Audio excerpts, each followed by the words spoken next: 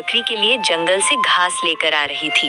तभी पास वाले पेड़ पर एक जादुई पक्षी बैठा हुआ था। वाह, ये औरत कितनी मेहनती है।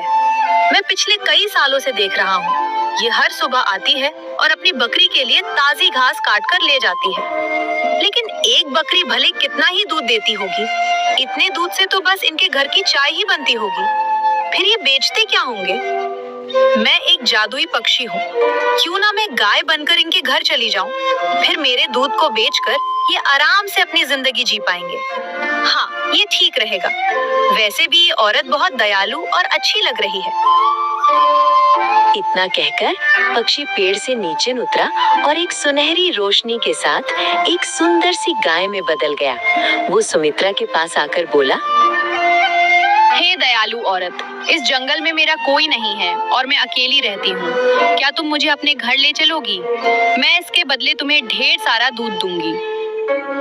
गाय की बात सुनकर सुमित्रा हैरान हो गई। ये कैसे हो सकता है? मैं कहीं सपना तो नहीं देख रही हूँ। ये गाय तो बोल रही है। पहले तुम ये बताओ कि तुम बोल कैसे रही हो? मैंने पहली बार किसी गाय को इंसान की आवाज में बोलते हुए देखा है। दरअसल मैं एक जादुई गाय हूँ, इसलिए इंसानों की तरह बोल सकती हूँ और उनकी बातें समझ सकती हूँ। तुम मुझे अपने घर ले चलो, सुबह शाम हरी भरी घास खिला देना।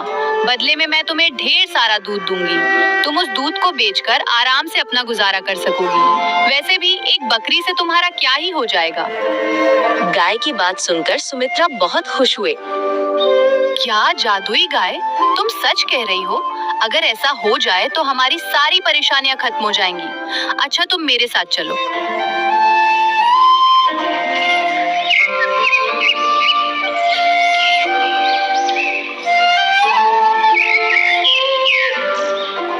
सुमित्रा गाय को लेकर घर पहुंची। अरे सुमित्रा, तुम तो बकरी के लिए घास लेने गई थी। ये किसकी गाय ले आई? मैं इसे कहीं से पकड़ कर नहीं लाई हूँ। ये मुझे जंगल में मिली है। हमें इसे थोड़ा चारा देना है और बदले में ये ढेर सारा दूध देगी। एक बकरी से हमारा गुजारा नहीं हो पा रहा था। अब इस गाय का दूध बेचकर हमारी हालत सुधर जाएगी। अगर ऐसा है तो ये बहुत अच्छा हुआ। हम आज से इसका अच्छे से ख्याल रखेंगे।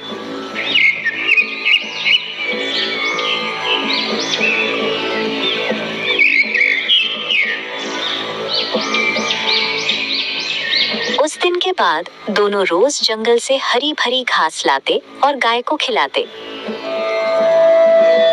कुछ दिनों बाद रवि रोज जमींदार के घर बाल्टी भर दूध देने जाने लगा। एक दिन पड़ोसी जगराज ये सब देखकर सोचने लगा, इसके पास तो सिर्फ एक बकरी थी, फिर ये रोज रोज बाल्टी भर दूध कैसे बेच रहा है? एक छोटी सी बकरी इतना दूध कैसे दे सकती है? जरूर कोई रहस्य है, मुझे पता लगाना होगा। जगराज घर आया। अरे भाग्यवान, तुम जानती हो कि रवि के पास सिर्फ एक बकरी थी, फिर वो रोज बाल्टी भर दूध बेच रहा है। हमें इसका पता लगाना होगा, वरना वे हमसे भी अमीर हो जाएंगे। अगर ऐसी बात है तो जल्दी पता लगाइए। मैं उन्हें हमसे अमीर होता हुआ नहीं देख सकती। तुम चिंता मत करो, मैं अभी जाता हूँ।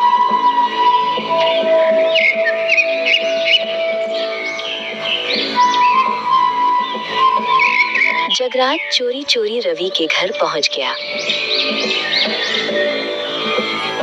ओ मेरी प्यारी गाय, तुम्हें और घास चाहिए तो बताओ।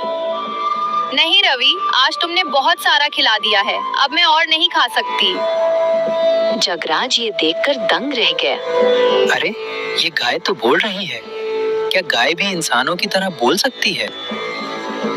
रवि, आज तुमने मुझे बहुत सारा घास खिलाया है, इसलिए मैं तुम्हें बहुत सारा दूध दूंगी। जितनी बाल्टियां रखोगे, सुबह सब दूध से भरी मिलेंगी। नहीं, मुझे ज्यादा दूध नहीं चाहिए।